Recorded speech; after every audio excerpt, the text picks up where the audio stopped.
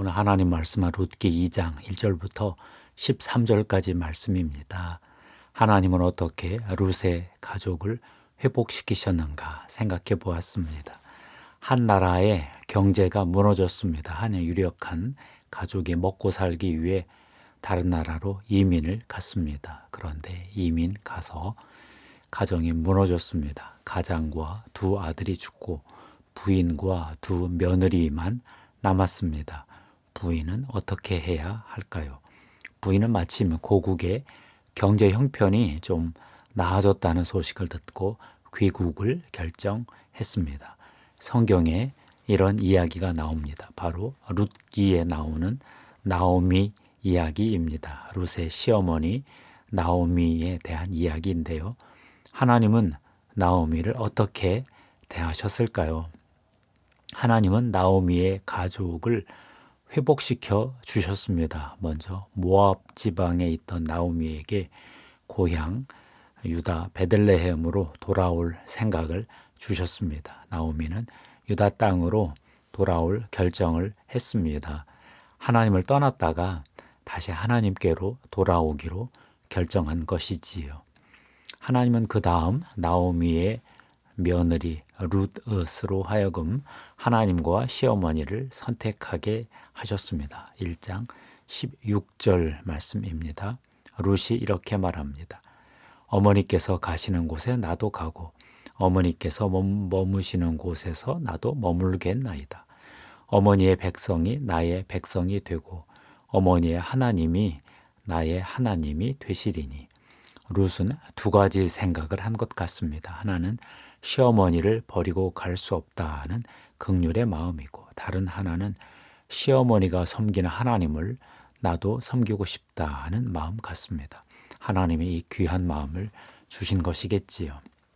하나님은 나오미를 고향으로 돌아오게 하신 후 1년의 사건을 통해 나오미 가족을 회복시키셨습니다. 룻은 시어머니 나오미를 봉양하기 위해 보리 이삭을 주우러 나갔습니다.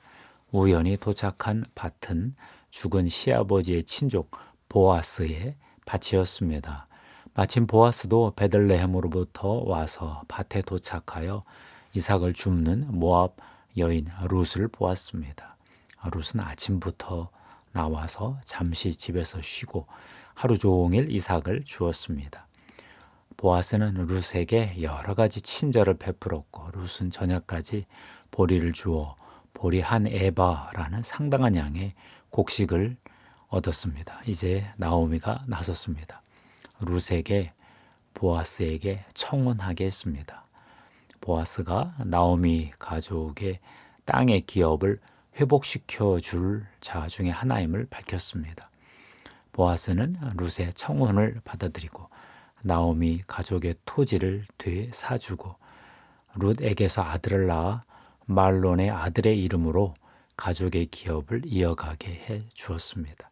나오미 가족은 완전하게 회복되었습니다. 이제 나오미 얼굴에 웃음이 가득합니다.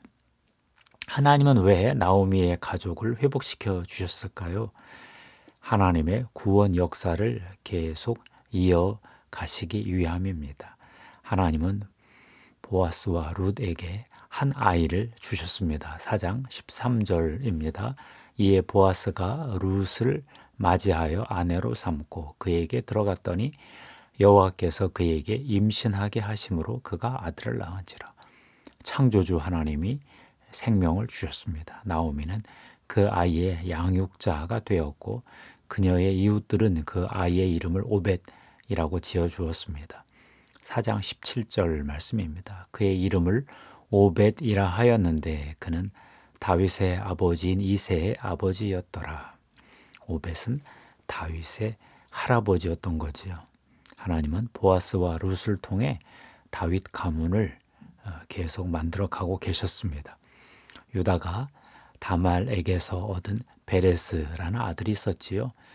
4장 18절부터 22절까지 족보가 있습니다.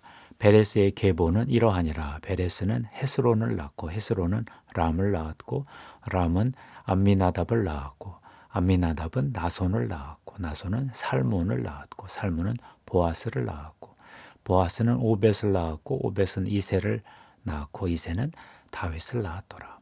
사사시대, 빛이 없던 어두운 시대에도 하나님은 한 이방 여인을 통해서 이스라엘을 세우시는 구원 역사를 계속 이어가고 계셨습니다. 하나님은 어떻게 이 구원 역사를 계속 이어가셨을까요?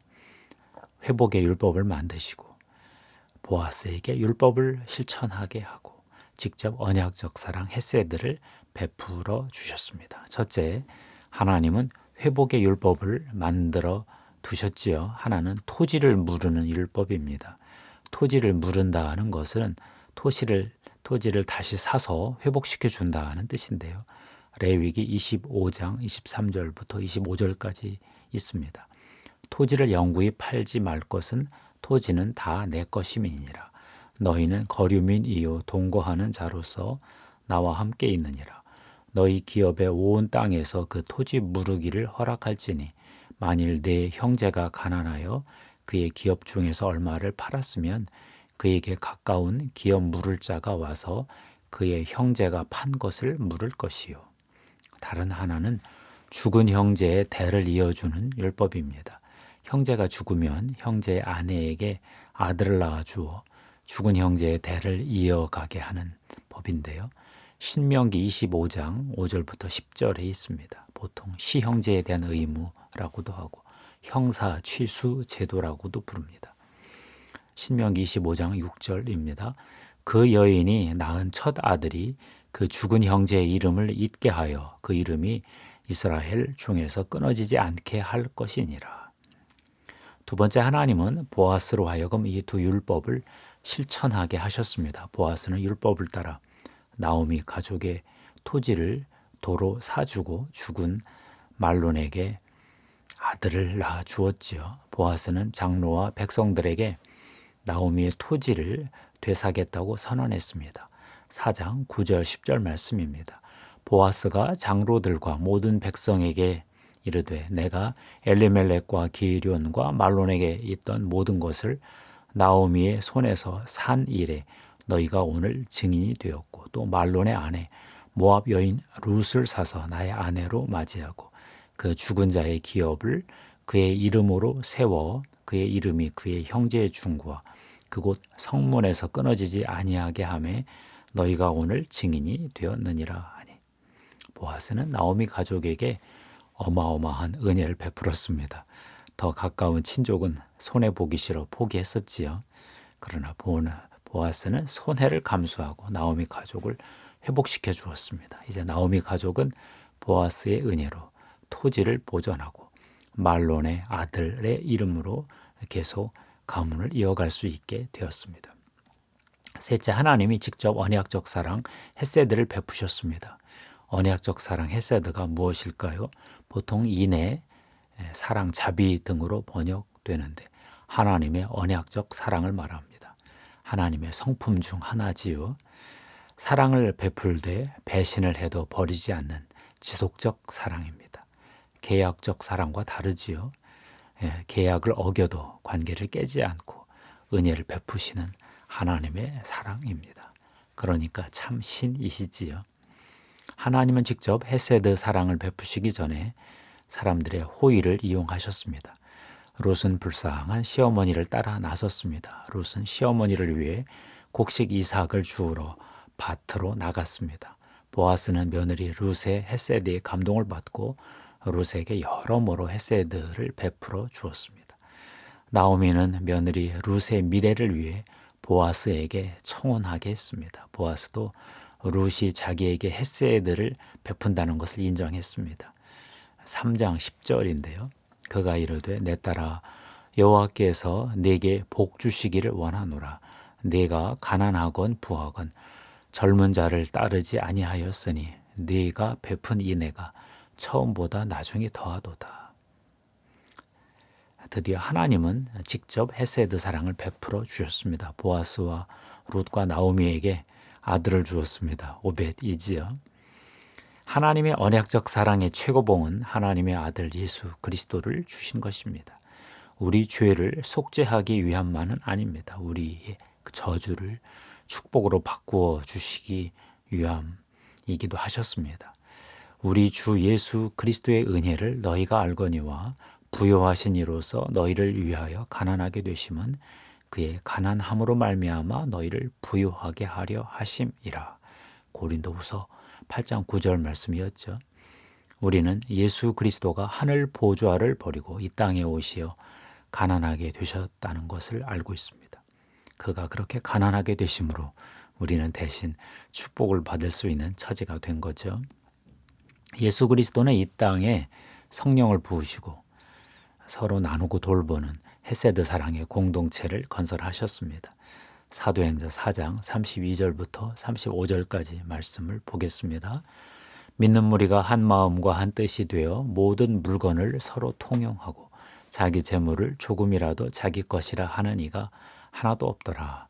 사도들이 큰 권능으로 주 예수의 부활을 증언하니 우리가 큰 은혜를 받아 그 중에 가난한 사람이 없으니 이는 밭과 집이 있는 자는 팔아 그 판 것의 값을 가져다가 사도들의 발 앞에 두매 그들이 각 사람의 필요를 따라 나누어 줌이라. 사실 기독교 역사에서 이 말씀은 외면되었지요. 부활의 은혜가 있을 때는 이게 되었는데 계속 그렇게 살 수는 없었던 것 같아요. 수도원이 아닌 이상 실천할 수가 없었습니다. 직업적 생계수단을 공유한 공동생활 형제단이 아니면 할 수가 없었습니다. 그런데 이 하나님 말씀이 완전히 외면당한 것은 아닙니다. 최근 미국 흑인교회 이야기를 하나 들었습니다. 14세 소녀가 임신을 했습니다. 이 교회는 낙태 반대 캠페인을 전개하는 데 돈을 쓰지 않고 이 소녀를 회복시키는 절차에 돈을 썼습니다. 세례를 주고 아이를 낳게 하고 은퇴한 부부와 함께 공동 양육하게 했습니다. 놀라운 일입니다. 낙태 반대 입법 운동을 폭력적 방법으로 마귀가 좋아하는 방법으로 하는 것보다는 이런 공동체의 실천이 얼마나 좋아 보입니까? 최근 한 동료 교수가 교회 개척을 위한 시드머니를 만들자 제안했습니다. 개척에 성공하면 다음 개척자를 위해 원금을 회수하는 절차를 만들어 놓자 했습니다. 교회 개척에 필요한 모든 신학 정보, 훈련, 자원을 제공하자고 말했습니다. 정말 마음이 뜨거워졌습니다. 하나님의 말씀은 완전히 죽지 않았습니다. 기도하겠습니다. 하나님 감사합니다. 하나님께서 헤세드 사랑을 베풀어 주셔서 나오미 가족을 회복하는 귀한 이야기를 들었습니다. 이 역사를 통해 하나님의 구원 역사를 계속 이어가셨음도 알게 되었습니다. 하나님, 이 시대에 예수 그리스도로 인해 받은 축복을 기억합니다. 하나님이 초대 교회에 주셨던 그 꿈과 비전을 또 기억합니다. 이 시대에도 비슷하게라도 그 비전을 실천하는 교회 공동체가 있음을 감사드립니다. 우리도 그런 공동체를 만들고 그런 공동체에서 하나님의 헤세드 사랑을 경험하게 해 주시옵소서. 우리 구주 예수님의 거룩하신 십자가의 보혈의 피를 뿌리고 덮습니다. 성령님, 헤세드의 사랑으로 기름 부어 주시옵소서. 감사하옵고 우리 구주 예수님의 이름으로 기도합니다. 아멘. 감사합니다.